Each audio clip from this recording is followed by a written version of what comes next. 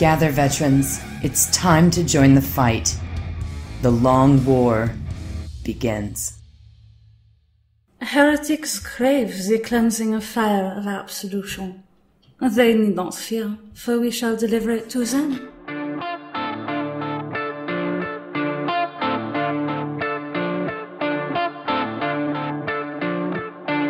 This is The Long War. I'm Robbie B, and joining me once again are my partners in crime, Kenny Boucher, Stephen Fore, Mike Haspil, and Jason Craze from Slow Fuse Gaming. I had to take a breath there. What's going on, guys? Yo, dog, great to be here. Yo, what's happening? I forgot what order we were introduced in. I just know I'm always last. Hi. Hi. So we now know Robbie B's lung capacity. It is himself and 4 names. It's tough for him to get out with slow. That's honestly a world record. I mean, he basically held his breath for like 18 seconds. That's as long. I mean, no one. Well, again, I challenge you to hold your breath longer. I feel like I misunderestimated my breathing right there, so I need to work on that. Breath coach incoming. Yeah, we'll get you one. Breathe. Yar, the seas be salty out there, mateys. Isn't there a joke about that? What is it like? What's a pirate's favorite letter in the alphabet? Yes, it's R. Yeah, you would say R, but it's like no, it's C. It's C. Yeah, I got that. I can never escape the damn dad jokes. Mm-hmm. That's a classic. I got that from Bonet's dad. It's obviously a dad joke. Puns are the best. You know, I'm starting to warm up to them. But not insect jokes. They really bug me. Man, we didn't know that one was walking right into it. I've immediately retracted my statement. We almost had Kenny on. You know what? Puns aren't too bad. Thanks, Rob. They're currently dead to me still. Do not give me any sort of power. I will abuse it. It's pretty much a proven fact. Never look me directly in the eyes either. As we do know in 8th edition, Penitent Engines and Dreadnoughts are going to abuse the shit out of that edition. Oh, yeah, dude, I'm ready. I'm so ready. I heard on the internet that, quote, Jay and Silent Bob are clown shoes. Insert thing here that I don't agree with, and I know all the rules already, so I'm going to be mad about it. This is my opinion. No, I think the salt levels are definitely starting to rise out there across the interwebs, just because we're seeing some great previews from Games Workshop, but unfortunately they're leaving a lot of holes that, maybe something that we need to kind of filled in, So, I mean, it's just unfortunate. I think ideally, after 2 weeks of previews, I think a lot of people are of the opinion that they would just rather have the rules in their hands by this point, because we've all been pre-programmed with these GW chips that once we hear about it 2 weeks later, we better have it in our hands or we're going to scream about it. You got any of those new releases? Yo, it's going to be a scratch. It's going to be an itchy weekend. You might not know about me, Joe Rogan, but I smoke rock. I need them new releases. So the puns are already starting to come through. I love it. Oh my God, Terry Gay. Terry Gay. Terrible. Yep, so good. So this week's new releases, actually, there's quite a bit. So to shake off the salt, head down to your local game store. There's a lot of stuff popping off actually for the Games Workshop releases. Caradon Overlords coming out is that new Ironclad, which is the ginormous, basically battleship for them, because I don't think they're ever going to get bigger size models unless they upscale that game. And Baron Harkonnen, of course. In the fluff, he actually has mustache guns, the little twirly mustache, and he's wearing a top hat. The mustache has guns in it, believe it or not. Speaking of those new fresh models, Lucas from BTTQ is actually getting in a game with them tonight, and we're actually, Robbie B, talking about trying to get in maybe some Skaven and space dwarfs, flying space pirate dwarfs this weekend. I think that all those names are stupid now. They're now officially mustache guns. Mustache guns. How did I miss those? Like literally the best rule I've ever heard. It is freaking hilarious. Of course, he has a buzzsaw and everything like that. And then I think the obviously gun stash. I can't believe I didn't see gun that. stash. Yep. Wyatt Turk. Then there is the Aetheric Navigator, which is $25 clan pack, which depending on what you're taking for the build may not be necessary. I'd hold out till next week with the very last wave of those. The Armageddon rulebook, I think it's 184 pages, $40, comes with all of the content that was available online. All the PDF content is in there. Exclusive content, I think it's Inquisition and Sisters, or how do you say it, Haspil? Sororitas? Sororitas. It's sorority, but Latinified. Sororitas. Okay, got it. Sororitas. Yeah, there you go. What you said.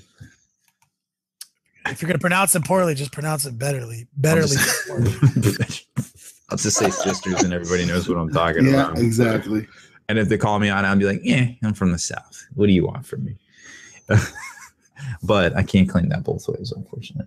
Also is the new terrain. There's 2 kits coming out. But maybe more importantly is that cool crane terrain, which I think is pretty neat looking. I kind of wish they had come out with it sooner, but it is what it is there. And of course, what is it called? You had to ask me that. I don't know the exact. Wait, can I answer this? It's Ferrotonic and I thought it was the galvanic thing. Is it? It might be. It's another one of the galvanic. It's definitely one of. It's not. I think it's like Ferrotonic servo haulers or some crap like that. Which is obviously this summer's accessory piece to your last summer's galvanic magnet. Let's see. What is the exact? Is it an airplane? Literally, just it sounded like Maverick just buzzed the tower. Yeah, right. So I'm actually right next to the Army. The pattern is full. Yeah, that literally came out of nowhere. I didn't know. I don't know why they're flying so low. But in the history of this podcast that you lived in Fayetteville, I have never heard a plane buzz you. No, that wasn't a plane. That was a helicopter. It was moving very quickly. Yeah. Yeah, it was pretty ridiculous. Okay, so it is the Okay, so it's 2 sets of terrain. The Ferrotonic Incinerator, and I know Slowfuse has one of those in his house. 2. The Sector Mechanicus Promethium Forge. Yep. And the Galvanic Servo Haulers coming your way this week, along with the Sector Mechanicus Industrial Base Set, which contains 40 of the 32 mil bases. What else is it? Have we talked about this yet? I'm sorry, Robbie B. Jason, can you give me some insight, since you work for GW and you're still the mastermind behind everything behind closed doors? Why are they going? Sorry about that. I retract my last statement. But why are they coming out so hot with these names? Like 17 syllables, 1 million letters, like crane, Las Blaster. I don't know, something like, what's up with this? We have never seen names like this shit before.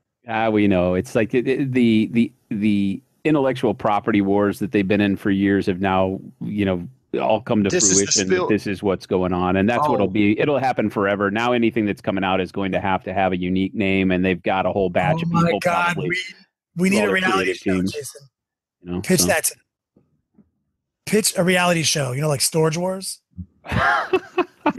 IP wars. It's IP wars. And you have a room of nerds just come up with the most insane names for things. That's what they're doing, though, because now you can't touch any of their stuff and make something that uses those words without breach of IP. It's just that simple. So, you come up with the craziest mumbo jumbo, and now you own it, because it's not like a public use of free rights kind of word. So it's not a crane, it's a servo hauler. Yeah, servo hauler, man. So it's so crazy. It's like this has been talked about like under people's breaths as open conversation, like nah, whatever, or oh yeah, we saw Eldari, yeah, that's kind of out there open, but it is all the way down to like. Everything. So you're telling me one day a las gun isn't going to be a las gun? It's going to be a microwave magnifier. Probably, yeah. Love it. Probably. Yeah. Who knows? They'll probably do that because now you get all these companies, that are making third party, 3D printed, weapons, autocannons, assault cannons things like that. So did you hear this one? Megalithic ink injector scribe caster, a pencil. It's the pencil. It's a pencil. That's in there by Doog. I like it. Yeah, I think we all know about the IP woes going back and, going forward. They've rebranded all their paints to be a specific name, and all that sort of thing. So, I get it. I love it right here, Ryan. I'm sorry, we usually don't shout out the thing too much, but the Q&A tonight is just on fire. Even though it's the podcast, honestly, used meth lab materials made the best terrain. Actually, Kenny and I haven't actually used real terrain until like 3 years ago. It was all used meth lab. It was all crack and paraphernalia. That's it. It's all we used. Mm. Yeah. I mean, we had a serious crack addiction before 40K took all our money. We were doing snow on Twitch last night on the bottom of the Atropos, and somebody in chat suggested, they're like, dude, what if you use like cocaine for that? And I was like, well, that would actually, you get a lot more. That would save me a lot of money. Yeah, and I was like, but I don't know if you can cross two expensive hobbies like that. That it seems like bad news. And I was like, wow, that's actually a good idea. If it wasn't for my cocaine habit, I'd have a lot more 40K miniatures. Ugh, brutal. I think I'm about to get buzzed again by another helicopter. Bring it on. It's coming in a lot slower though. I think he's not as motivated as last time. Negative Ghost Rider. The pattern is full. So next week's releases, that's what you will actually find in stores on Saturday. But on pre-order on Saturday, you will find the Aether Chemist for the Carrion Overlords, $25 clan pack. The Edrin Master as well, $25 clan pack. Those two, I think, are must-haves for the list. And the Balloon Guys, the 3-pack of miniatures for $40. The Sky Riggers, they make the Edrin Riggers and the Sky Wardens, respectively, kits. And I think there's a new Azrael book. Yeah, Azrael, $19. Hardcover going on sale, too. And then from there, we don't know. Could be a new edition. Could be something else. Place your bets now. Mm-hmm. Also, a really big point to make is starting tomorrow on May the 4th day, the Games Workshop, amendment to the retailer agreement will go into effect. So you will be able to buy 40K or Age of Sigmar, anything GW in shopping carts at all your favorite retailers now. They can't advertise more than 15% off, and there has been some specific terminology kicked out by them to where the cart cannot be less than 15% at the end, regardless. So they can't, even though they can't advertise more than 50% off. There can't be some additional promotion. No, not advertised. Now, what about not advertised or just period? I'm not super privy to all this. I know there's been a lot of going back and forth between a lot of the retailers out there in Games Workshop through their special email address that's answered by their lawyers. But apparently, it will be 15% across the board. You may be able to mess with it with free shipping or something, but at the end of the day, they're gonna take a very stiff. But stance. You can't advertise like new signups get 10% credit or something like that on top of it, they're very specific in their wording, apparently. What if you just never say anything about it, but that's how you do it? I mean, that's a completely different thing that is going to have to be addressed by all the retailers out there. I'm sure everybody's going to have a different strategy come tomorrow trying to get dollars. That'd be my solution, 15% off, but I do 10% off every order in credit. And I would never advertise it. I just let the people figure it out and advertise it for me. Well, yeah, you're not going to be able to advertise. And there's specific terminology in there that says you can't say click and you can't say this. And I was just reading through it. And I was like, oh my goodness. So they don't want us to make the money. Like, I just don't understand this.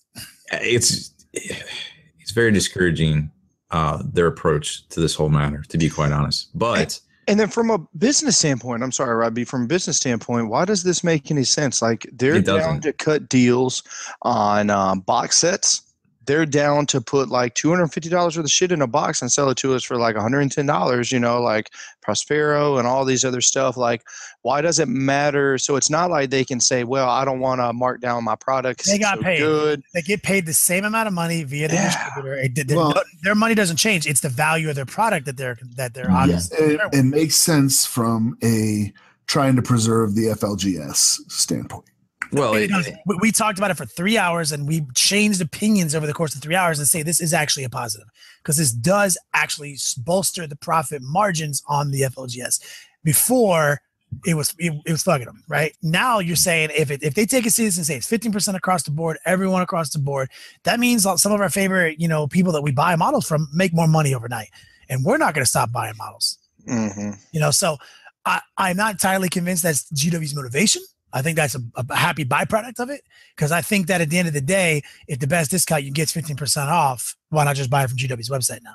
I think is the real motivation. Well, and they're trying to protect protect the value of the product, like Haspil said. They're basically luxury hobby goods. I mean, that's what this hobby is. It's getting to be luxury, like, to be quite honest. And you know, you don't have Apple. You know, do you see discounts on Apple? Do you ever see 10% off Apple, 5%? No, because they have the same agreements in place with like Best Buy and stuff. You literally have to go into Best Buy to see the sale. They're not even allowed to advertise it. Like, and that's what Games Workshop's trying to do. And they're taking a lot of clues from a lot of bigger companies out there. And also, you know, some of the stuff that Privateer and Asmodee's done in the past year as well. So long story short, you know, things like point systems, things like extra things at the end of the day back is all, if it's advertised and it is put into a cart, that is a problem, and Games Workshop will go after those retailers. I'm just letting you guys know, like, that is, I've read through it, that like that is going to happen. Now, you heard it here first, guys. Yo dogs might be compromised. GW might come after us. Well, we're not retailers, so I don't know how that works with Twitch, and who knows at that point. But here's the thing. I'll just cold day in hell, GW. The big thing is that theoretically, you can call retailers and you can be like, hey, I want to buy this, you know, like, how much is it going to cost? So if you still kind of do the stuff that you used to, the way you used to order it before, in theory, they can just kind of do what they want when they got you on the phone. They're like, all right, it's this much. Okay, cool. And then you just buy the stuff. There's no minimum or maximum advertised price. It's like you just walked into the store. I can literally sell you this box for whatever the F I want if you are in front of me, the end period. Now, will it behoove you, or, you know, you have to create a lot of special relationships between yourself and a bunch of different customers. But I mean, that's kind of where we're at, folks. You could just have a sick ad like in Vegas where it's like, come to Spikey Bits, you know, brick and mortar, loosest slots in town. Wink. Like, I think I definitely have the loosest slots in town. So yeah, check all your favorite retailers, and obviously, you know, we have one of our a great partner. You know, we help with all of the events and stuff. You know, Dice Head will be, you know, having stuff in their cart tomorrow, so make sure you check out dicehead.com as well. So that's all popping off tomorrow. But by the time you hear this, it will already be tomorrow. So you just head on over there and add stuff to your cart and check out. It's a brave new world, 2017. It's crazy. Yeah. So you were saying that, like, that Shadow War Armageddon book, is that, so that's going to be there Saturday? That comes out this Saturday? Mm-hmm. Yep. $40. It doesn't have that stuff that you were just talking about. No. So I was gonna change subjects real quick. They've been putting out a lot of content for, you know, Shadow War Armageddon, which is really, really cool. The stuff they came out with today, like, I haven't gotten a chance to play the game. I've been super busy, but this one, I was like, okay, I got to get a game in on this. They released rules for like Sly Marbo, all the assassins and everything. And then they released rules called a solo play mission, which is you're not playing it alone. It's not like a single player game. What it is you're playing one operative against a kill team. So it's like one guy, like, you know, Sly Marbo running around, taking out everybody. It comes with 2 missions, and these are free to download. They're just PDFs. Really decent rule set as far as I could see right away. And it's just, you know, 2 missions based on what you have to do is there's like a blitz where the attacker tries to destroy something, or assassinate where you try to kill the opposing kill team leader, or just cause mayhem. And it's really, really cool. Like I'm like, oh, this is pretty awesome. It's just like, you know, the one operative going around taking dudes out. So I'm like, okay, I kind of, you know, it reminds me of those really bad 80s like ninja movies. He had like the one ninja go into like a business complex and he's taking on like 30 guards or something like that. But I dig it. I kind of want to play this right now. But I hope they release some more rules, because I'm like, how cool would it be to like do a kill team where you're hunting a lictor? You know what I mean? Whoa, Haspil. I want you to know, I was so down to go with you on that, but literally, here we go. This is how come Nids always get the bad rap. Did you hear that? Hunting a lictor. Lictor's just chilling in his tree, in his cave, behind somebody, doing his own thing until he is provoked. He's got a cold. He's got a tissue in his hand. Sneezing. Do you see the tentacles and stuff coming out of that? Like, that's to hide his snot. He's just working out, bro, doing some pull-ups on the street. You know, Prometheus 2 Electric Boogaloo is about to come out, so that's where my head was. Yo, I like it. But to go with you, Haspil, on that, like, yo, I am so pumped to hear stuff like this. I love, first off, one of the worst things that ever happened, almost a Greek tragedy, is literally Sly Marbo, you know, all the named ICs that weren't, you know, they were just upgrade sergeants, Harker, all those guys getting ousted out of the Astra Militarum books. Haspil, who was it? The group of guys, was it not Gaunt's Ghosts? Colonel Schaefer's Last Chancers. Yeah, the Last Chancers, man. We have a guy at our store, Troy Greeley, who is a huge Last Chancers. He has a massive army. He's a big fan of them. He's come up with individual stories for each dude, and then it's like, womp womp. So back in the day, every time I used to play, like, you know, it was quasi-competitive. You know, the diehards would still play it. But I knew every time that whenever I was at a tournament and I walked up and I started looking at the army list, I was like, tell me right now, look me in the eye. Do you have Colonel Schaefer? You got the Last Chance? He's like, yep. I was like, this is going to be a fun, engaging game, because, you know, you don't play that unit and their cool special abilities unless, you know, you're diehard. So I miss stuff like that. Yep, without a doubt. Like that was the stuff we need back, to say the very least. And I think in 8th edition, you know, when everything gets I'm hoping, you know, when things get War Scrolls, it'll be a lot easier for them to maybe even go back and release some retro kind of rules, stuff like that, like the Colonel Schaefer and Last Chances. Like say that, hey, they do a made to order kind of batch of miniatures. Well, why couldn't they put out a made to order War Scroll for each one of those? Source them ahead of time with those with your playtest group, you know, like, hey, because all those folks were around when all those miniatures came out. So, you know, there you go. Boom. Easy game, easy life. You know what I mean? And kind of tying that to the Shadow War Armageddon stuff that Haspil's talking about is that you've got a game system there that doesn't have a lot of forward potential for, you know, lots of model sales, right? It's like a piggyback to normal 40K the way they've released it now, when they've gotten rid of all of the gang clans and things like that, and now it's, you know, scouts versus orcs, you know, Space Marines versus this, Eldar this, Tau this, whatever. So it's more like Kill Team, right? It pairs off of the stuff that you've already got for 40K, becomes an extension and another quick way to play the game. It's fun. I'm actually very pumped about it, but it's showing what GW is showing right now is that they are willing to bring out rules and things that are not just motivated by model sales, but actually, you know, celebrating the game, right? Like to bring out this individual kind of mission where you can be Sly Marbo again against a kill team doesn't generate any sales necessarily. I mean, it can, but I'm hoping that what that means is that they'll also look at 8th edition that way, and they'll know that not everything they have to do for it has to be wrapped around this introduction of a new model and this and that, so they can do things like you're talking about, bring back the Last Chancers, you know, bring back the Gaunt's Ghosts and the special rules for those characters that were more immersed in the storyline, and do all of the things that create a good basis for the community, and not just have it all be tied around a money grab that's so visible that they've done for years. So I applaud them for that. I hope that they keep going in that direction. Yeah, that's all the kind of stuff that we like to see. So, speaking of stuff that we like to see or like to play. You don't know what I like. You don't know me. Let's do a quick rundown of the heresy rules, or excuse me, not the heresy rules, the new 8th edition rules. Is that a spoiler? It might have been. It might have been a Freudian slip. It might have, yeah, Freudian slip. Turns out. Age of Sigmar. Anyhow, so some stuff that has dropped since the last podcast. We've got previews for the Psychic phase, which, spoiler alert, looks to be very similar to Age of Sigmar. Not 100%, because in Age of Sigmar you do it in the hero phase, and I guess there is a separate Psychic phase in 40k. So you pick a Psyker, you can cast as many spells as on the data sheet.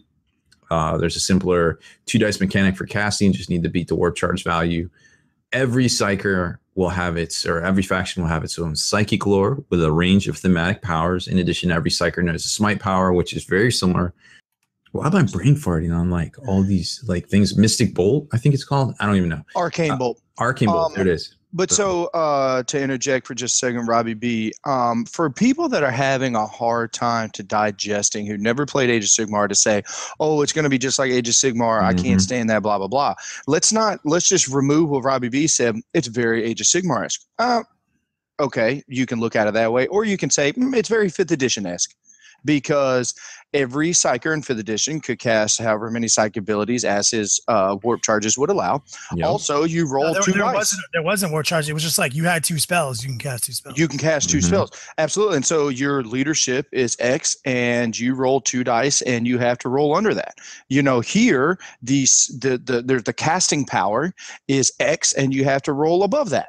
I mean, it's literally 5th edition, just in the reverse. So, like, for anybody who's having a tough time, like, we could do this more times than not, probably, with comparing to an older edition just as easily as we can compare to Age of Sigmar. So, you know, they're pulling off of years and years of positive gaming to put into 8th edition. Yeah, I remember agree. You could just pick your second powers too. Remember that, like. Yep. But I mean, they're going to get rid of this whole, let me roll 1,000 little dice. Let me figure this out. Let me bookkeep for 15 minutes. No, like, these are the powers I have right here. And they already said, you know, games are going to be a lot quicker too. So this is probably going to be kind of like I don't want to say a symptom, but maybe a cause of that. So every faction apparently will have its own psychic lore with a range of thematic powers. In addition to every Psyker knows the smite power, has a warp charge value of 5, so I guess you cast it on 2d6 according to the above. If manifested, the closest visible enemy unit, remember, closest visible enemy unit you don't get to pick, within 18, suffers D3 mortal wounds. If the result of the psychic test was more than 10, the target suffers D6 mortal wounds instead, which is a departure from the way Age of Sigmar works. So there's some influence. There isn't exactly a... Oh, I'm gonna be smiting all sorts of things. All in the face. Now, I will say, I hope that they port over from Age of Sigmar. One psychic ability can only be cast per phase of the same discipline. Maybe I said that backwards. You can only cast, no matter how many smites you know, with 1 million psychers. Only one guy can cast it one time for this phase. I can see that being the rule. Right? Because if not, I'm sitting there, I'm like, man, for free...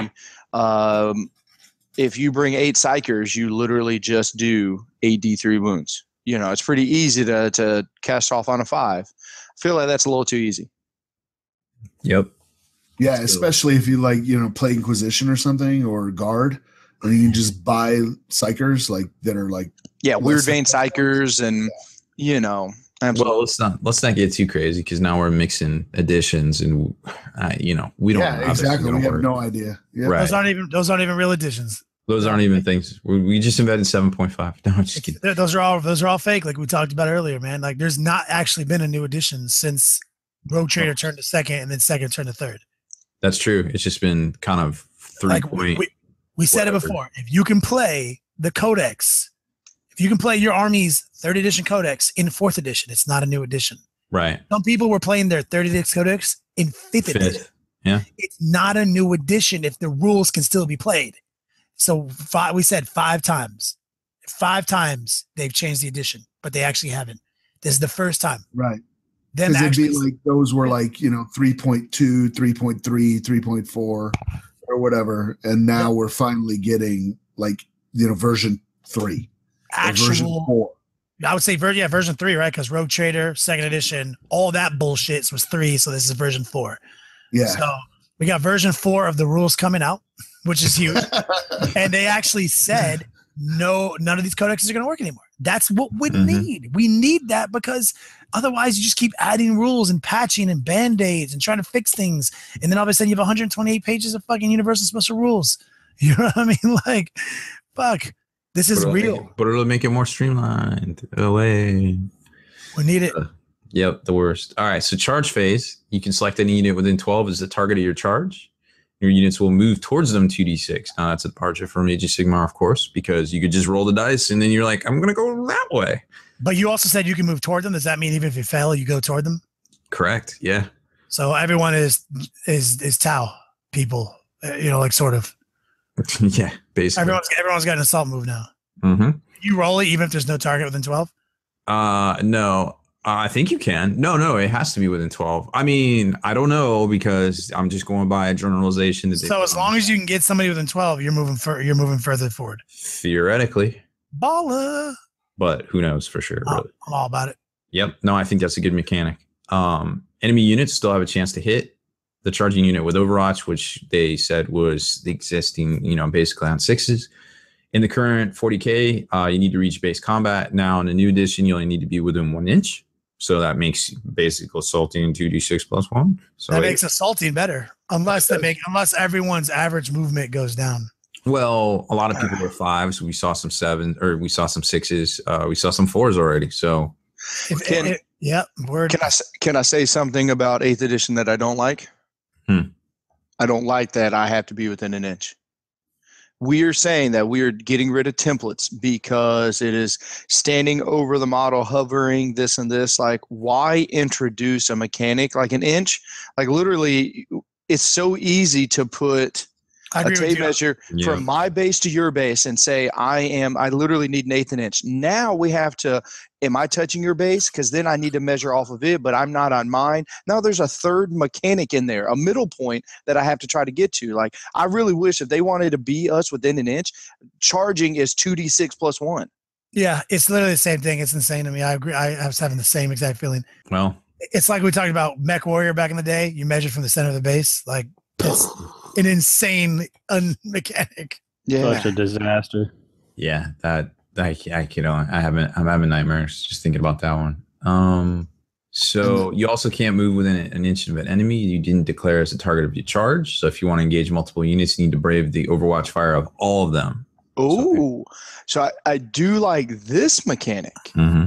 So you just can't skate right next to somebody, break that within an inch. Wow, I like that. Mm-hmm. But remember too, until you do get locked down or whatever, I don't know what the exact term. I think they said engaged, but again, not 100%. That they can still fire Overwatch and stuff. So everything's still shooting until you're in its face, apparently, which is interesting. So there's that, and then we have assault phase was yesterday, but here we go. Wait. Can I back up just a second? Mm-hmm. So you're saying if you take a charge in, can you now line up groups defensively if you are good with the IMAF and be able to prevent charges? Will a charge stop if you come within that inch of a unit you didn't target for your assault? That's what I heard. That you couldn't pass within an inch to shoot to. I heard that everybody gets to react to that in Overwatch, but does it actually physically stop that charge? If I've got my important unit, can I kind of tar pit you from being able to charge into me if I flank my unit with 2 other my cheap units, so now you don't have a lane directly to them? In all previous editions of 40K, theoretically, you can bypass the 1 inch rule in close combat. Like, you can shoot the gap. In all previous editions, it said you can never pass within an inch of an enemy model unless launching an assault. So that way you actually ignored that rule Right. So now they basically flipped that on its head and said that now you can actually defend against the assault by still leaving, open lanes for yourself. You know what makes sense about that? I bet you that's the way it was always intended. It's kind of similar to the grenade rule that when GW FAQ'd it, that you can only use one grenade in close combat. And we're like, that's insane. Then if you go back and reread it, having known that, you're like, oh, it actually is pretty clear.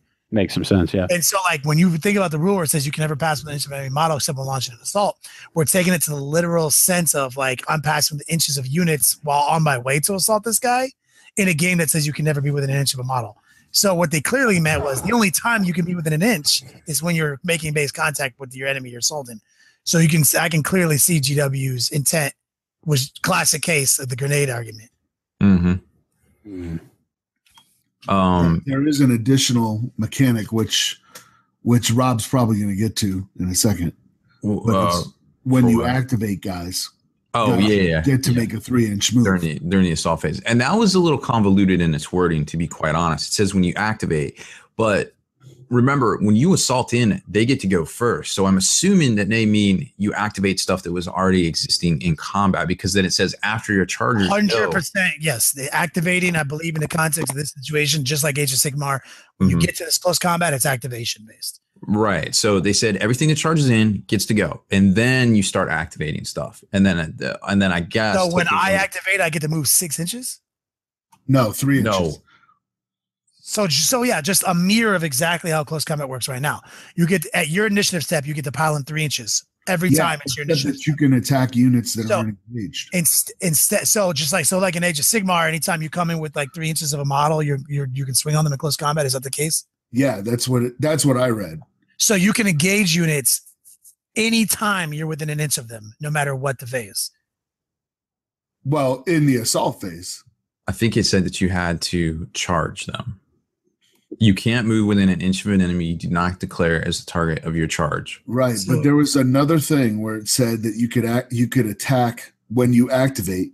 You could move like 3 inches towards the closest enemy. Towards the closest enemy. That doesn't mean that you declared a charge against them. Correct. And then you can tie them up to keep them from shooting you. That is how it works in Age of Sigmar. So if you is it in 40K? Is it like that? Well, here's the thing: you're not going to get shot at if you're already in assault. So, no, but I can keep your unit from shooting the units in my army because now you're in a close combat. Now you're like yes, you could. Yeah, literally, that's how I would like. I would be like, this unit of zombies. That's its job, is to always have a different enemy unit closer to it than the one it actually assaulted. So I can keep trying to pin little units of your army down so you can't shoot me. Because all I have to do is back out of the combat. Now my other units can shoot you. Yes, that is true too. But that unit that backed up can't do anything. Yeah, it's zombies. Real quick before, because it sounds like we're like really diving in, like everybody knows exactly how it's going to work.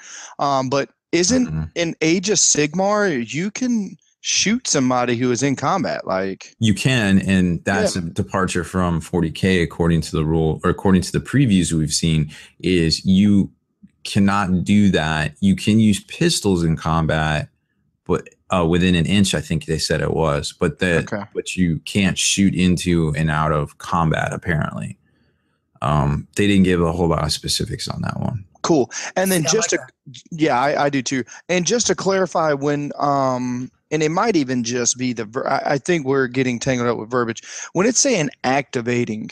It's literally not saying I get to pick my initiative step, this and this. You still follow the initiative step order. No, there's no initiative steps. There's no initiative. There's like no initiative. Initiative has been removed from the game, bro. Yeah. Gotcha. So like they've basically combined the concept of initiative with the unit's individual step. Okay, perfect. I just didn't know when you said, Kenny, just a second ago, you're like, then it goes back to like what it was in No, that's what I'm saying. Last edition with different steps and stuff. But so that's why I was getting confused. So it is literally it's literally the same exact rule. Yeah. And the same rule we have now with different words. Right now, a unit at his initiative step gets to pile in 3 inches. Now you're saying when a unit activates, the new terminology for initiative step in close combat. Now when a unit activates, he gets to move 3 inches. But instead of pile in close to the engaged unit, it's saying pile in to the closest model, closest enemy unit. So that's a different word. And that's I found the actual verbiage of the thing I'm talking about, and this is new. This is stuff you cannot do right now. Units that activate gain a free 3-inch move towards the closest enemy. This can be used to get within 1 inch of other enemy units if you're cunning, dragging more foes into the melee and preventing them from shooting next turn, even if you didn't charge them directly. Damn, did GW just call me cunning? Did they just call? Giving them no chance to overwatch. Right. Because you didn't charge them. You just reacted. Mm-hmm. And that's a way you can get people in Age of Sigmar too. You can like run in that 3 inches and you're like, okay, well now you're in combat, and I'm activating this unit. So this right here is a massive boost to assault armies because to break this down for anybody who doesn't understand what Haspil just said is literally you cannot castle up with your Tau army and think that your entire army is going to not be engaged with Kenny's 20-man squad of zombies. 50-man squad of zombies. I'm hoping by the time he gets there, you have shot and killed some of them. You get one turn because I'm going to ghost him. Yeah. But so, that's sick. That is very 3rd edition-esque where I can consolidate into units and bring units involved. So we need that. That was like absolutely. Right now, you can't play an assault army unless and everyone who shits on Death Stars and Screamer Stars and Psychic Powers and Cabal Stars. It's like, so you just don't want me to play an assault army. You got it. You just want to shoot all my models off the table every game of 40K we play. That's your goal, right? That's what you're saying. There is literally no way to get my army from point A to point B to assault you right now at the competitive level unless I am invisible or I have 3 tanks, lookout sir shenanigans, feel no pain, or rerollable save. Like, you're just saying you just prefer if you killed every one of my models on turn 2 every game. That's the way you want to play 40K. No, that's garbage. There needs to be threats on all phases of the game. There needs to be a movement threat, an assault threat, and a shooting threat. And that's this is what I missed in those 3rd edition days and they balanced. Remember, it used to be like 2d6 that you can get back into close combat. Then it was like 1d6, and then you could never do it again. Yep. And now they've given us a D3. See, that's the compromise. It was 2d6, d6. You can't do it. Now it's a D3. It's interesting. So I think the very last thing on the assault phase is close combat weapons gain new rules. Some will slice through your armor easily, while others will hit with enough force to deal multiple wounds that can cripple or kill even the most powerful enemy models, which I assume would be mortal wounds in the Rend characteristic, or the 40K version, but we don't know yet. Just dramatic preview there. And then getting over to the morale stuff that came out today. We talked about that. The new morale phase is simple and only happens once per player turn at the end of all your phases, very similar to Battle Shock in Age of Sigmar. There will be very few units, indeed, that do not feel its effects. And the wording in the article was basically like, hey, people stop caring about morale and leaderships for the most part, so we're bringing it back. You know what I'm saying? So we're going to make morale great again, I guess. Morale is just like a pipe dream right now. Yeah, exactly. And there's so much stuff that has innate abilities that are just terrible. And, we talked about it on the webcast, like even mechanics like Shadows of the Warp, the psychic power, fear, the darkness, all the shenanigans that the Harlequins have, a lot of the shenanigans that Dark Eldar have, all that leadership shenanigans now with their new 8th edition version of it could actually mean something in the game, which is great for those players because you need models to die. Game theory 101, rate of play. You need players to engage each other, and you need things to die. Those are 2 things that GW with 40K specifically has been really polarized with. It's like the super extremes of this concept. We need faster games, things need to fucking die. And you need to train your player base to accept the death of their units, because right now it seems like everyone in 40K is obsessed with like nothing dying. So it's like Death Stars, or it's a salty, jumpy, shooty in the assault phase, move in this phase, like Eldar. Like literally, I shoot you, but you can't shoot me, or I don't fail saves. Like those are the 2 like super type of competitive ideas. Or I have 10 free things that you can blow up before you. Yeah, that's exactly. Or it's like I have so many free points and stuff where it's like, nah, it doesn't really matter. Yep.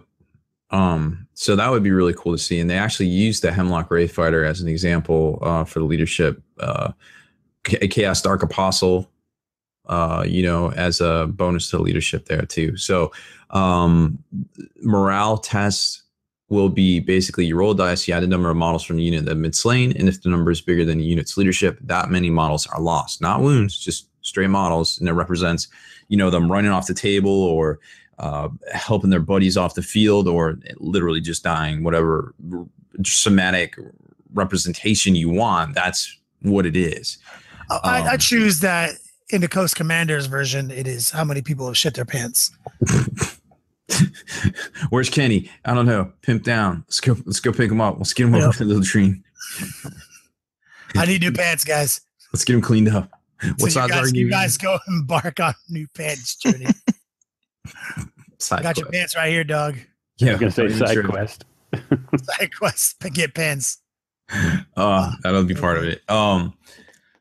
So I think we're caught up on everything new that's come out rules wise since the last podcast, the last chat we've had sitting down.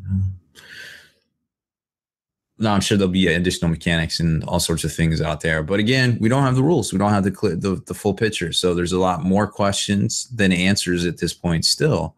And like I said, a lot of people's chips are going off like, I just want to buy it. I just want to see it. I just want it in my hands. But, we don't know what the future brings. So I think at that point, it's just hard to say still. All so right, why don't we think? Yeah, I was just going to say. I'm doing it. It's my turn. Fine. I don't want to do it now. No, all right, I'll do it. Hey, Kenny, would you like to lead us on a break real quick? Nice. Enjoy this commercial break. I'm about to lead us on. Rob, take it away. All right, we're going to take a quick break. We'll be right back. Elric'sHobbies.com is your exclusive portal to upgrading your hobby. When you sign up at thelongwar.net, you gain an instant promotional discount good for 10% off at Elric's Hobbies. Elric'sHobbies.com. And we're back. Kenny, what do you got for us? So you thought 30K was safe? I did. They said it was safe. Let's do the joke again, okay? Because I think I remembered the punchline now. Okay. Isn't it? What's a pirate's favorite letter? R? No, his first love is the sea. That's the true dad joke delivery that I have heard from Bonet's dad. Haspil, don't laugh at him. It's like a dark barking dog. You got to stop. I can't help it. You can't laugh. Help it. It's a barking dog. I'll just keep going, right? Puns are funny. Ha ha ha. Ugh, brutal. So what you got from us? I heard some things happened.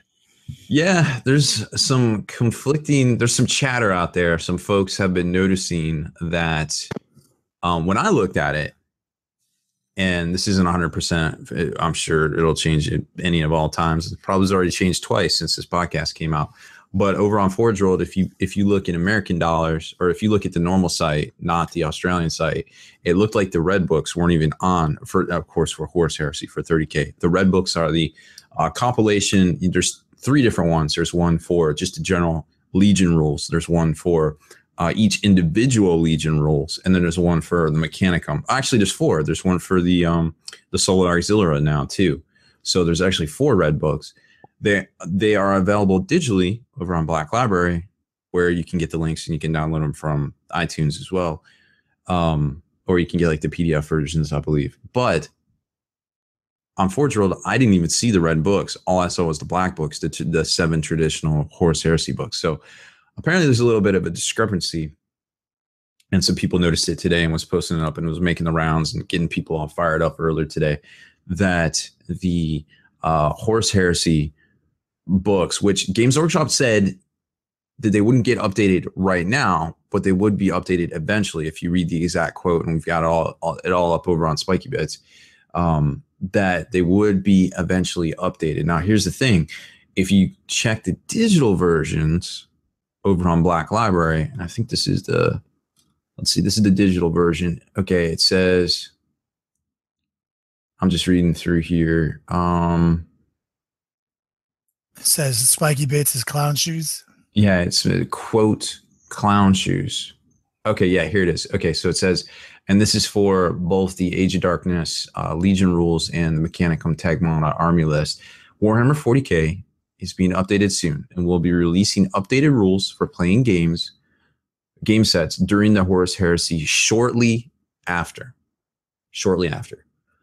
Though the rules in this title won't be compatible with the updated version of Warhammer 40K, which we heard, that was fine. We heard, hey, it's not going to be compatible, but we're going to keep the existing 7th edition rules, comma, or the upcoming Horus Heresy rules. What? Mind blown. What upcoming Horus Heresy rules? Why are we just hearing about this? Yeah, there is a new possibility though, and it's actually one I'm kind of excited for, because and I have to caveat this because I'm just cutting my teeth on 30K, so I don't have a lot invested in it, but I think this could be. I mean, I'm just reaching here. I don't know. But instead of using the 8th edition rules, what if Horus Heresy went to a polished 7.5 edition? Like they took all the 7th edition rules right now that we have that's a hot mess. Everyone can agree it's a hot mess. And then distilled them down, fixed them, incorporated all the FAQs, did all this stuff that's like, hey, we're fixing the stuff that is blatantly broken that we did not intend. And then we put those 7.5 rules out as the Horus Heresy rules. I mean, because I think they should hire you. Could mean that. I think they should hire you. Mm-hmm. Feel like you got nothing but good ideas, bro. GW, if you're listening, and I know you are, we can retain our services for free. We work for cheese and crackers. Gluten-free crackers. So sometimes I'm literally just down for any kind of crackers. Yeah, I'll eat a gluten-free cracker. I ain't gonna lie. And you throw it on the ground. So long as it's not those garbage, like fake Girl Scout cookies you had. I have a case of those. They are delicious. They're awful. I mean, contextually, since you cannot enjoy gluten anymore, they probably taste pretty solid. But would you rather have a pizza or a gluten-free pizza? I don't want to answer that. Yeah, that's a real question. The other day when Bonet, because anyone who listens, Bonet is at her film festival in Arkansas, Gina Davis's film festival. It's amazing. She's having a blast. But she left me home for 7 days, so she's literally afraid I'm going to die. She's like, I'm worried you don't know where food comes from. And you're going to order pizza every day. And Rob was on the other line. Like, he can hear all this. He's like, I can't even have pizza. Like, she's all worried I'm going to die from eating his pizza. And Rob's like, I can't even have those, man. I was trying to cheer you up. Pizza. No. I've had 6 bowls of cereal today. I'm fine. There's actually a lot of gluten-free cereal out there, strangely enough. All right, so the upcoming Horus Heresy rules question mark, not for dramatic effect. There actually isn't a question mark there. Comma, all of that great hobby content and background narrative will be as valid as ever. So basically, they're saying, hey, this book isn't gonna work anymore, but it's still got really great background narrative and hobby content. Which I don't think there's any hobby content in the red books. There's definitely no hobby content in there. Of course, until the new Horus Heresy rules are released, you can continue to use the existing Warhammer 40K rule set for games set in the Horus Heresy. Okay. That's not what you guys said like 2 weeks ago. So this was the letter that was dumped off in somebody's inbox that had a little sticky note on it that said, please do not release until sometime in July. And the ceiling fan in the office blew the sticky note off. And then it was just the top thing on the inbox. And so Mr. Typewriter, copywriter guy takes it and goes, oh, cool. I know what I'm doing today. And he did his job and he felt all accomplished and he left and went home, feeling like he'd done everything he was supposed to do that day, and then came back to the shitstorm tomorrow. It'll be great. Wait a second. Did you or did you not just describe a situation that you yourself have been a part of?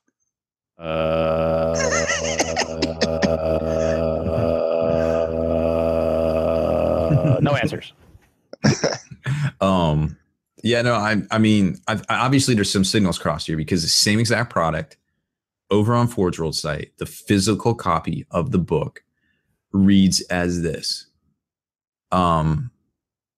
Games set during the Horus Heresy using Forge World Battles and the Age of Darkness expansion will continue to use the rule set out in the current edition of Warhammer 40K. Please check our Facebook page for further information. So if you go to buy the paper copy, that's what it says. If you go buy the digital copy. I heard GW finally got a Facebook page again. Yay. I would have told you, GW, years ago when we were offering our services. I would have told you you should have always had one.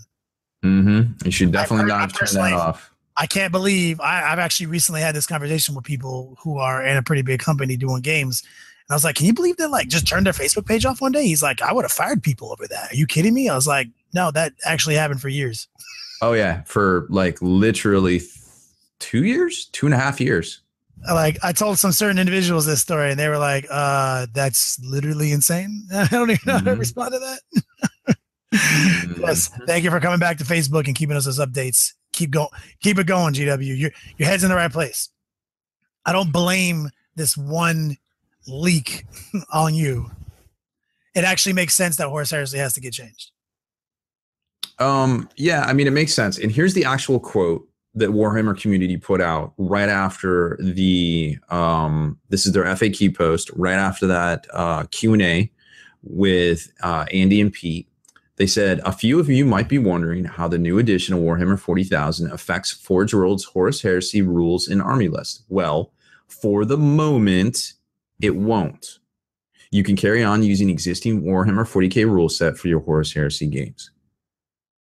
So I don't know what constitutes a moment. Yes, technically you can do that with 3rd edition right now. Like, so yes. Yeah, if you got an old rule book, it ain't like anybody's going to come to your house and like FBI you away. Yeah, they're like, oh, whoa, what do you got? The damn rules you got, whatever. Yeah. You know, Haspil used to tell a great story about a guy he played for years. Remember Haspil, the guy you played? He was playing Chaos, but he was playing like War Gear out of one different Chaos Codex, but he was playing units out of a different one. Yeah, he would just mix and match, whatever. And then Haspil was like butthurt about it for like 5 seconds, and he was like, "Wait, this is awesome! Like, this is what we should be doing." Yeah, right. All the best stuff. Let's go. Mm-hmm. And I was like, I will take all the best stuff on my oh, never mind. Not funny. I'm literally on both sides right now, and it still hasn't been fixed. Like, it's still, they both argue with one another. Yeah, I mean, it's pretty brutal. Like, we have the direct quotes posted up on Spikey Bits with the links to the products themselves on both sides. So so far the black books pretty much say the same thing. They were never available in a digital version because I think that would have been a bad idea in the first place. But you know, I mean, just from the standpoint of people have collected these books, and Games Workshop came out at the last Heresy weekend and they're like, hey, there's going to be 20 of these books. Okay, well, we're on number 7. So think about that for a minute. These things cost £80 each. So they're like $100-ish. You know, of course, the pound's all fluctuating right now. So a lot of folks that have been collecting these, and there's been 2 prints of several of the red books already, of 2 of them that I can remember right off the top of my head. So a lot of folks, if they've been collecting them, literally have spent $1,000 on these books.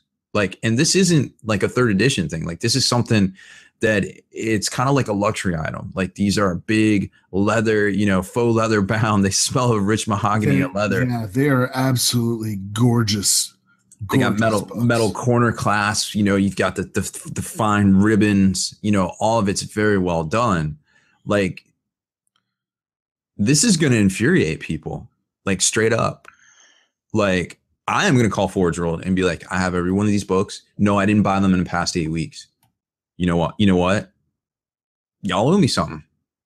Like, this is just ludicrous. I mean, I'm going to come in and disagree with you on that. Like, I don't think that any product they ever put out is going to have a lifetime guarantee on it. Like, I just don't. Like, nothing does. I don't either. Like, you know what I mean? Like, to me, it's just part of it. You know, like, you make something, it can change. Like, anything I make can change. And I don't think this is an issue. Like, I think this is an issue that people are allowing to get them really angry.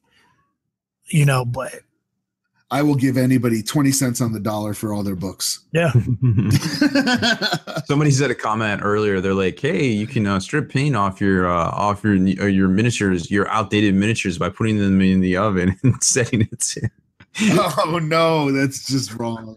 Come to find out that doesn't work. Set your oven to 365 degrees. Okay. Yeah. I think No, they may Put have the army in on a cookie sheet. Remember to spray some Pam all over them bitches because non-stick, obviously. Got to heat it up. Did y'all ever see what happened to my Sky Shield landing pad? Oh, no, when you left on the dashboard of your truck? All right, so true story. Can't make this shit up. Sky Shield landing pad got left in a heated area, whatever else. Got a little warped, right? So I'm like, nah, my legs aren't coming down. Maybe I didn't glue it together right. I don't know. There's some reason why this Sky Shield landing pad is not flat, smooth, anything else. It's kind of busted at this point. So my boy Luke was like, oh, homie, I'll fix that for you. No problem. I'll take care of it. I'll just heat it up just like 4-drawer. I was like, word, dog. Like, you work. All right. Call Tom Cruise. Y'all get together, cast some spells, fix my Sky Shield landing pad. No problem. He calls me 6 hours later. Yo, homie, I just ordered you a new Sky Shield. I was like, what was wrong with my old and busted one? Like, I mean, it still worked. It was fine.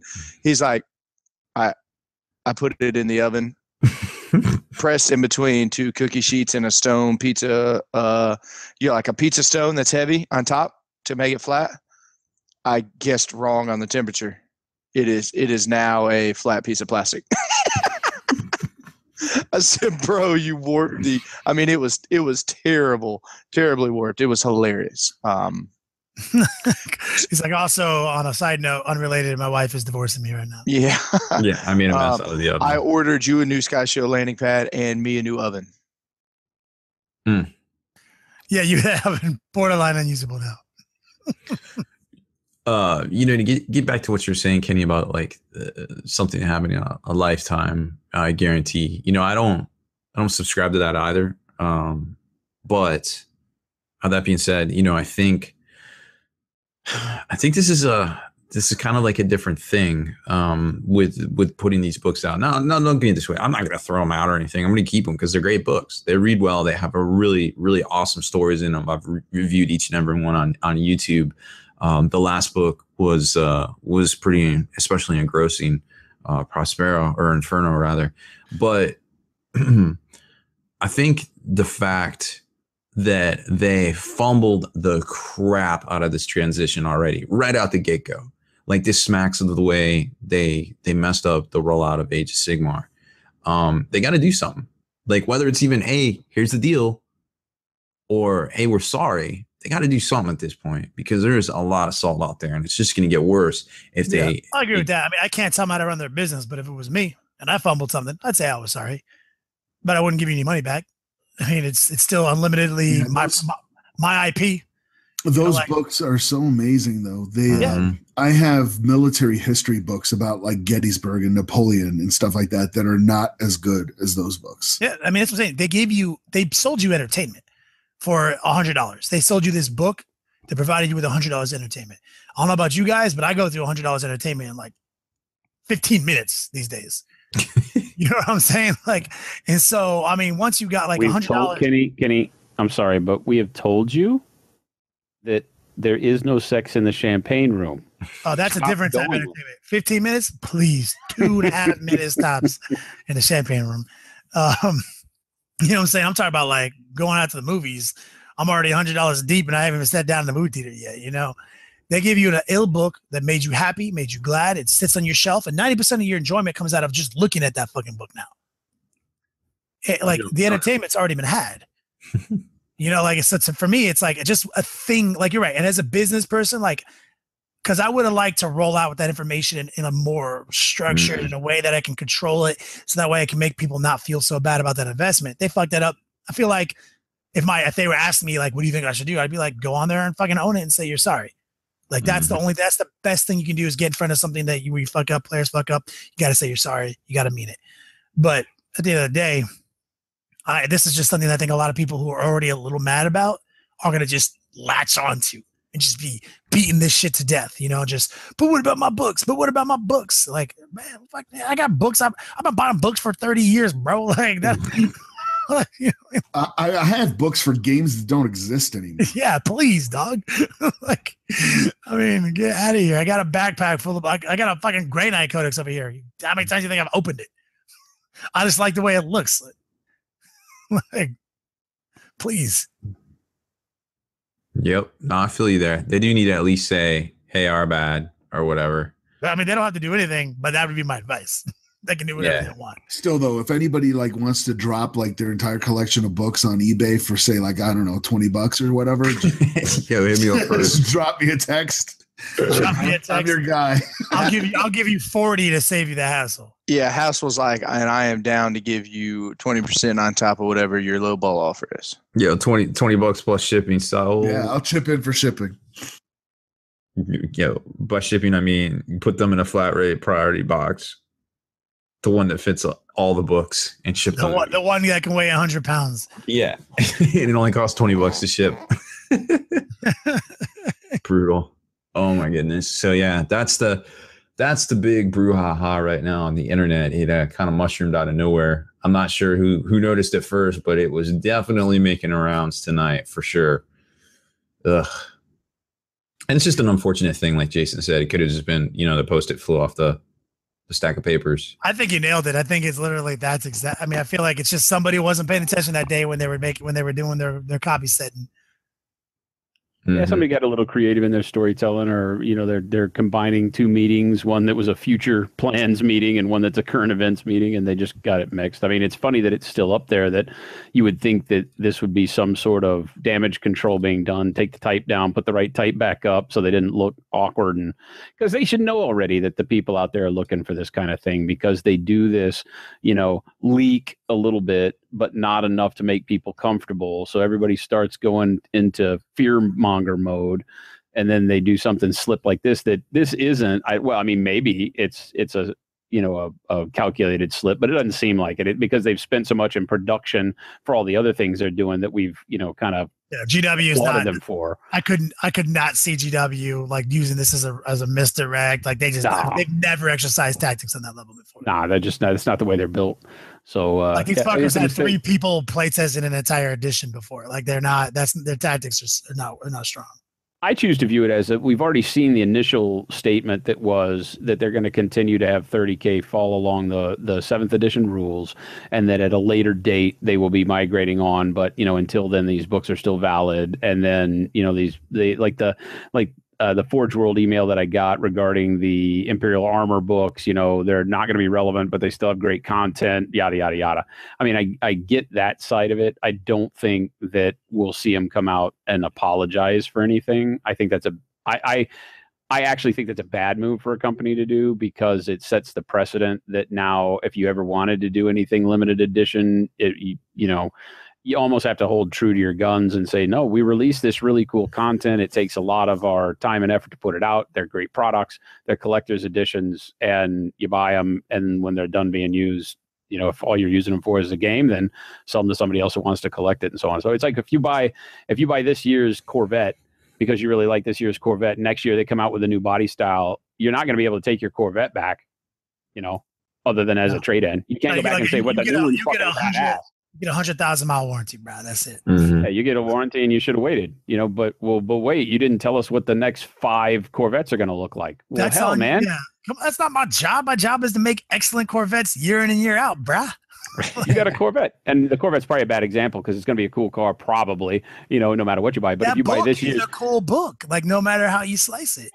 Yeah. So when the next new cool book comes out, no, we're not going to take your other one back because the next year we came out with a cooler version of the book. Buy the cooler version too. Then you got both. I think give one to your friend.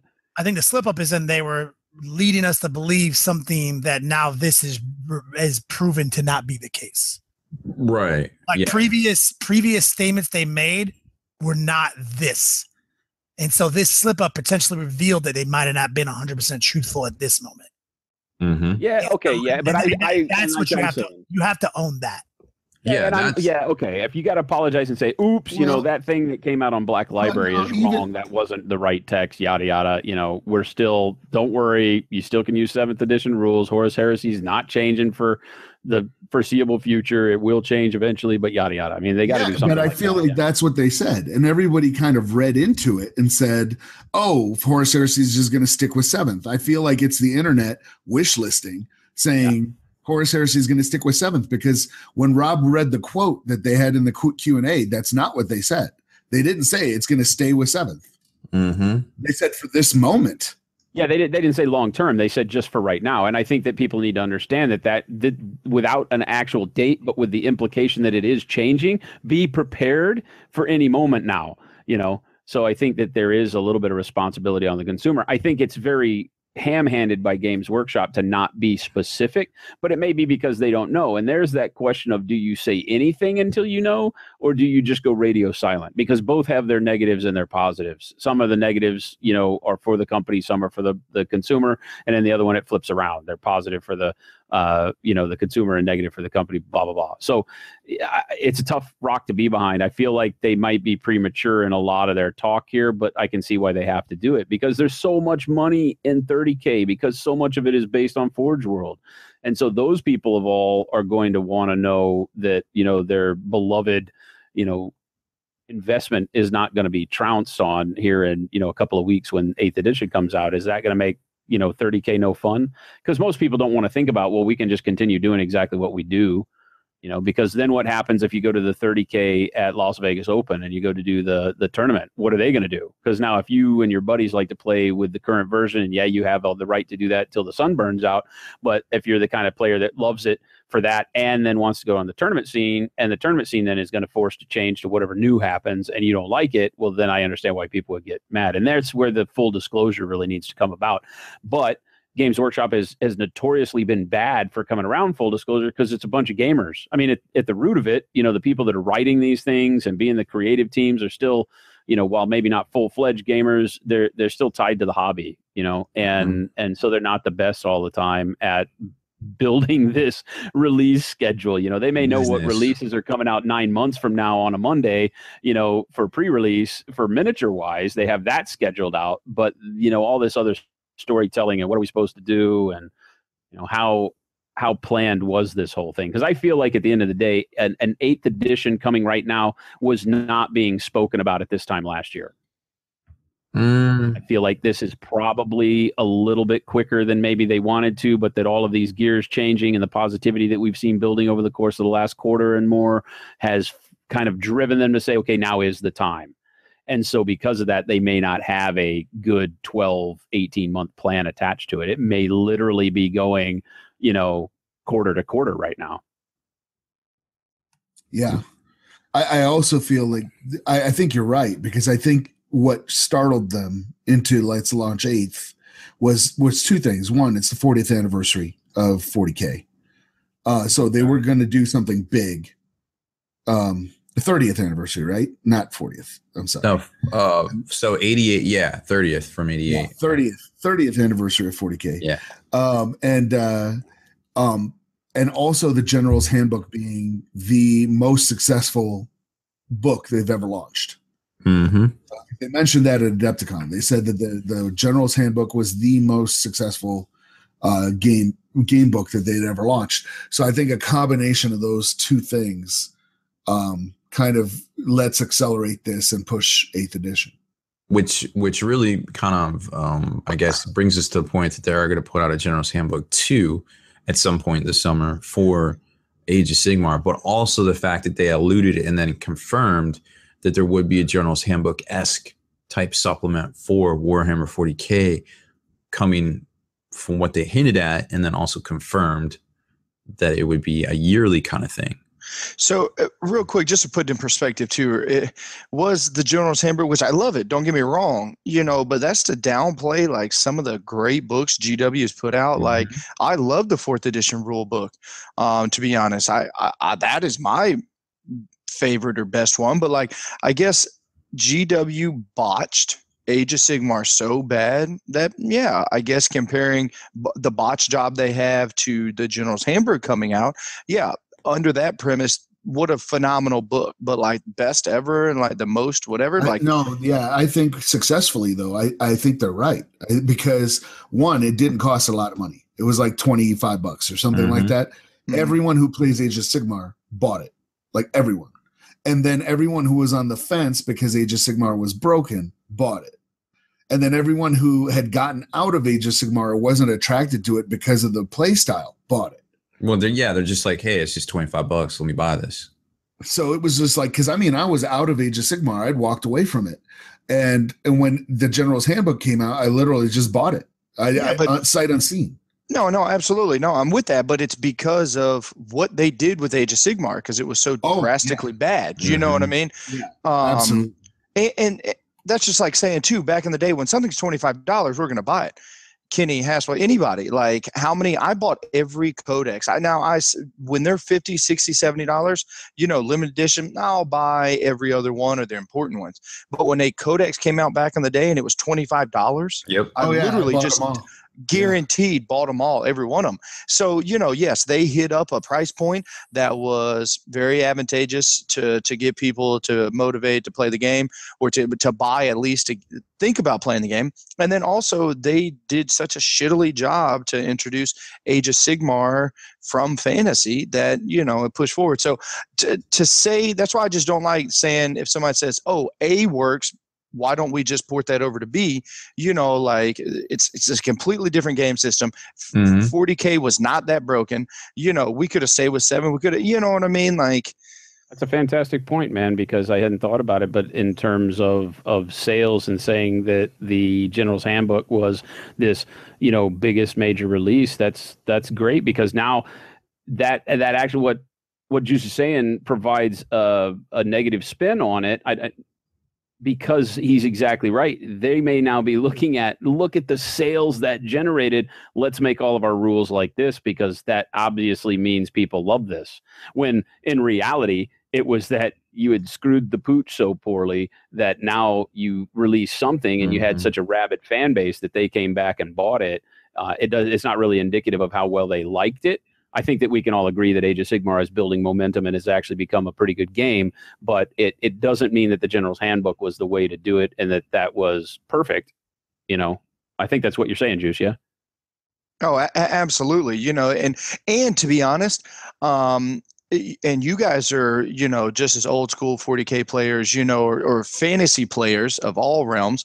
People were playing fantasy battles and Warhammer Fantasy, in my opinion, before 40K. That was actually, my shops around growing up. Whenever I was real young into it, like there was fantasy players running around doing all that. So it had a huge fan base. So yeah, just to think that you're going to drop a General's Handbook and make everybody happy isn't it? So, and I'm not saying that's what GW is doing. I believe that they are definitely, obviously, everything that we have talked about, them crowdsourcing, play testing, and everything else. I'm just trying to be, real. It's like a General's Handbook every year is not necessarily the best thing for every system. Oh, it worked one time, let's just keep going with that module. Hopefully they don't think that. No, I agree, but I think it was a good thing to have out, and I think going forward it'll be a good way to kind of pump the brakes and correct a lot of things that might crop up. Like, hey, there might not be FAQs, but you better watch that General's Handbook come, next year, or come in a couple months or whatever. Like, I don't know, I'm just spitballing, but everything has its use, and it's cool to see that it was such a resounding success for the new system there, and I can't wait to see the new one, because there's some things already in Age of Sigmar that need to get fixed. But that's a chat for another day. Anyways, but yeah, so that's kind of where we're at. We're 8th. I guess tomorrow will be a kind of like a fluff / lore reveal, and Friday looks to be Battleforged armies, from what they're saying. And remember, there's supposedly like 16 different like kind of force org kind of charts that they were saying at the Q&A, and that they'll explain more about that, like with command points and things like that. So there's a lot more still on the way, but like I said, the salt levels are starting to rise. So hopefully we can float on through. The Dead Sea, the saltiest place on earth, next to your bitch ass. Truer words have never been spoken. Haspil, you're here. You wanna take us out? I do not aim with my hand. He who aims with his hand has forgotten the face of his father. I aim with my eye. I do not shoot with my hand. I shoot with my mind. I do not kill with my gun. I kill with my heart.